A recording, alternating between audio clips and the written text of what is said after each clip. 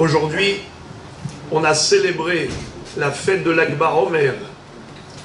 On a expliqué Shabbat, les différentes raisons pour lesquelles ce jour est considéré comme un jour de fête. Mais le Hatam Sofer rapporte un minhag qui était et qui est toujours en vigueur d'allumer des grands bûchers en jetant dedans des habits, des vêtements. Et beaucoup de poskim ont dit mais c'est Baltashrit.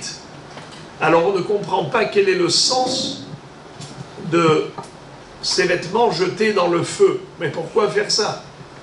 A priori, allumer un feu, ça s'explique, car le feu représente la Torah, représente la lumière. Donc, Kiner mitzvah ve Torah or, alo kodvari ka esh ne'um Hashem. Mais pourquoi jeter des habits? Et j'ai vu, comme ça débucher les enfants qui se ramènent avec des sacs de tissus, de vêtements. Mais pourquoi?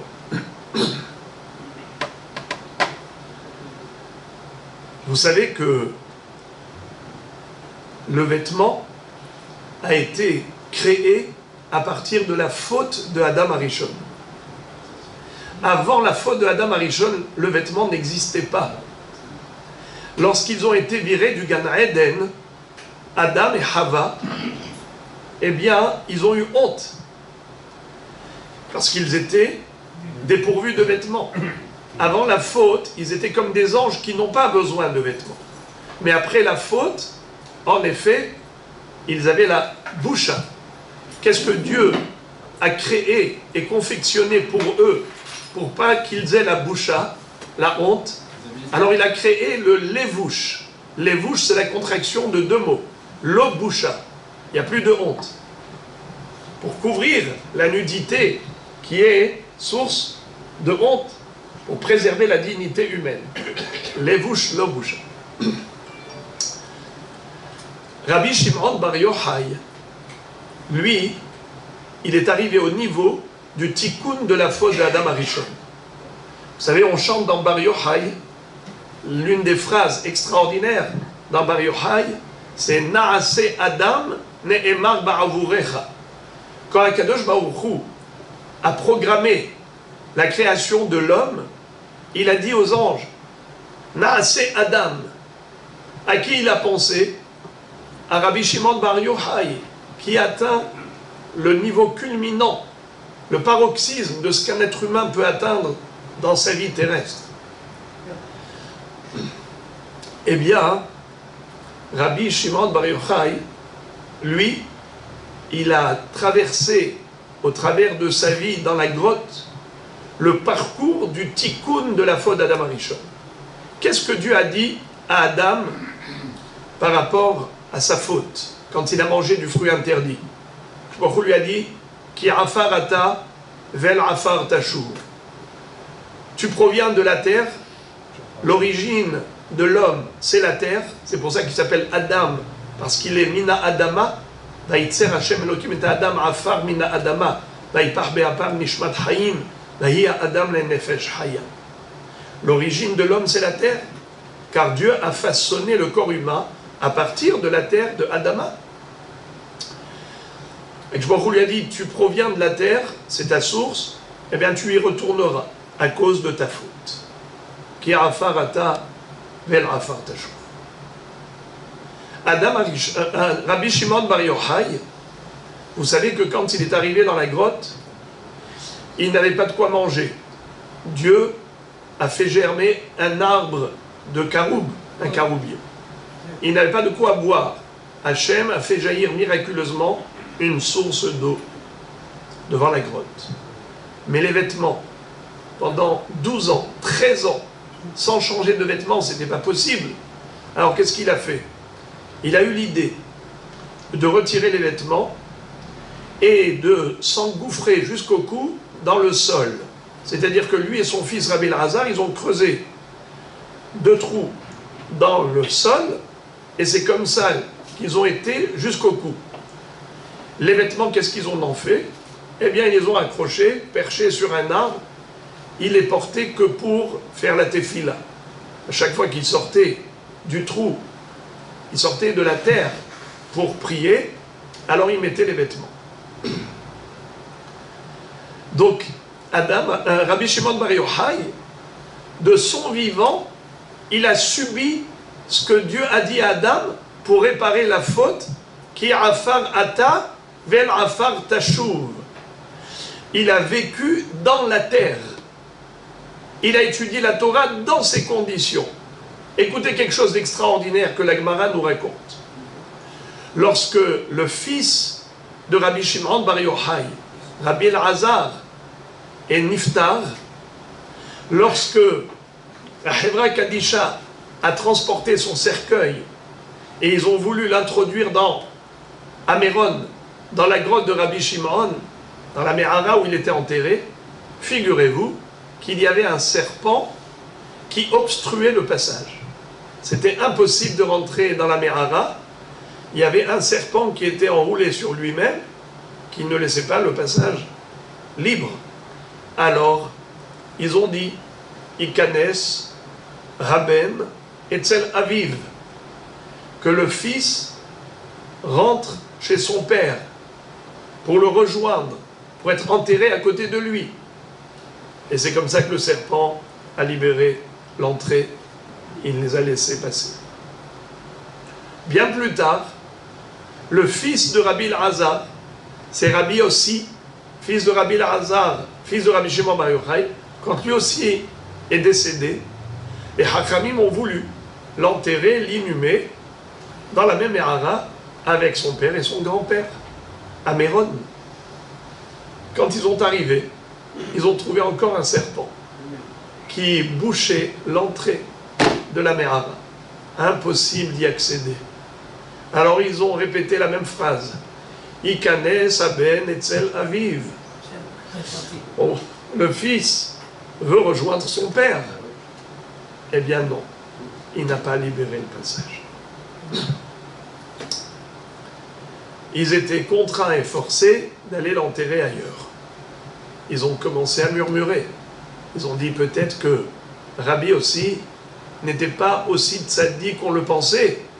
Il n'est pas du tout du niveau de son père et de son grand-père. Peut-être bien loin de cela. Eh bien, il y a une bat-kol, une voix céleste qui a retenti en disant Lo sheze gadol misé, velo sheze gadol misé, la sheze saval tsahar me'ara, vezelo saval tsahar me'ara. C'est pas que Rabbi Elazar était plus grand que son fils Rabbi aussi en connaissance de Torah, en grandeur d'âme. C'est que tout simplement, ils n'ont pas étudié la Torah dans les mêmes conditions. Rabbi Elazar a souffert de cette vie dans la Me'ara où il était plongé jusqu'au cou dans la terre. Ça, c'est une Torah d'une autre dimension. Ça, c'est ce qui a amené ces deux tzadikim, Rabbi Shimon et Rabbi Elazar, à ce niveau dont Rabbi Shimon Bar Yochai a dit que même s'il y a 1000 tzadikim, Raïti bene aliyah vehema mu'atim, j'ai vu que les grands hommes sont peu nombreux. S'il y en a 1000, mon fils et moi, on en fait partie. S'il y en a 100, mon fils et moi, on en fait partie. S'il y en a 2, c'est mon fils et moi. Im shnaim hem anu. Eh bien, d'ailleurs, la Gemara dit qu'au moment où ils sont sortis de la grotte et qu'ils n'ont pas supporté de voir des agriculteurs travailler la terre, là où ils portaient leur regard, ils foudroyaient ces endroits. Lorsque la bat-kol leur a dit « Retournez dans votre grotte, vous êtes sortis pour détruire mon monde », après 12 mois, ils ont passé encore dans la grotte. Alors Rabbi Shimon va dire à son fils, même les Réchaïm dans le Gehinam, ils ne passent que 12 mois. Alors on peut sortir nous aussi. Ça y est, la bat-kol ne va pas nous reprocher d'être sortis. Ils sortent, mais Rabbi Elazar Mahé et Rabbi Shimon Massé. Quand ils sont sortis, Rabbi Elazar ne pouvait pas supporter de voir des gens perdre leur temps que pour leur gagne-pain, au lieu de s'investir dans l'essentiel, la Torah, qui est source de vie, qui est la vie éternelle, la Torah, qui nous donne droit d'accès à l'éternité, à la connexion avec Hachem, grâce à la Torah qu'on étudie dans ce monde.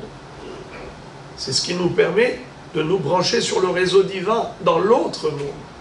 Alors, Morav et Rabotai, vous savez qu'est-ce qu'a dit Rabbi Shimon à Rabbi Elazar, son fils? Écoute mon fils, calme-toi. Dayo la'olam, ami ve'ata. Même si le monde n'a été créé que pour nous deux, c'est amplement suffisant. C'est bon. C'est pas la peine d'exiger des autres d'être comme nous. Rabbi Shimon et Rabbi Elazar, Savlut Sahar Me'ara. La Torah qu'ils ont étudiée, c'est une Torah qu'ils ont étudiée dans des conditions qui n'étaient pas naturelles. Comme si, de leur vivant, ils ont déjà enterré leur corps. Lorsqu'ils sont sortis de là, Rabbi Pinchas ben Yair a accompagné Rabbi Shimon bar Yochai au bain public pour le laver. Selon une version, c'était son beau-père, selon une version, c'était son gendre. En tout cas, Rabbi Pinchas ben Yair, quand il lui frottait le dos à Rabbi Shimon bar Yochai, il a vu qu'il y avait des fêlures, des fissures dans son dos. Et il se met à pleurer, Rabbi Pinchas ben Yair. Il dit, Oili sheraiti rabekar, malheur à moi que je t'ai vu dans cette situation. Et quand il pleurait, les larmes qui coulaient, elles étaient salées. Le sel, quand il a pénétré les fissures du dos, les blessures et les lésions de Rabbi Shimon bar Yochai, Rabbi Shimon bar Yochai a dit, aïe, aïe. Le sel lui a fait mal. Il lui dit, malheur à moi que je t'ai vu dans cette situation. Rabbi Shimon bar Yochai dit à Rabbi Pinchas ben Yair, non. Ashrecha, sheraitani bekach. Tu peux t'estimer heureux de m'avoir retrouvé dans cet état. She'im lo raitani bekach lo matzata bikach. Si je n'avais pas étudié la Torah dans ces conditions, eh bien je n'aurais pas atteint le niveau que j'ai atteint aujourd'hui. La Gemara dit que, avant que Rabbi Shimon bar Yochai et son fils n'aient pénétré la Me'ara pour y passer dedans 13 ans, lorsque Rabbi Shimon bar Yochai ne comprenait pas quelque chose, il posait la question à Rabbi Pinchas ben Yair, qui lui donnait 12 explications pour répondre à sa question. Tellement Rabbi Pinchas ben Yair était d'un niveau surélevé, intellectuellement parlant. Et maintenant, quand ils sont sortis de la Me'ara, quand Rabbi Pinchas ben Yair ne comprenait pas quelque chose, il posait la question à Rabbi Shimon bar Yochai, il lui donnait 24 réponses, 24 explications et commentaires pour éclairer le sujet. Ça, c'est l'étude de la Torah de Rabbi Shimon bar Yochai dans la Me'ara. Alors pourquoi on brûle les vêtements, les habits dans le feu pendant l'Agba Omer? C'est quoi ce minhag de ceux qui le font?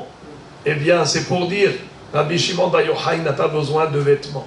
Le vêtement a été créé à cause de la faute de Adam Arishon. Mais le tikkun, c'était qui afar ata vel afar tashuv.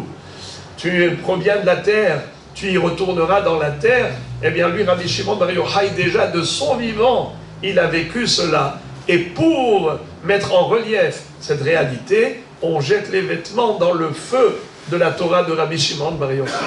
Voilà. Shesruto tagen alenu ve'al kol Israël. Bruchim tiyu.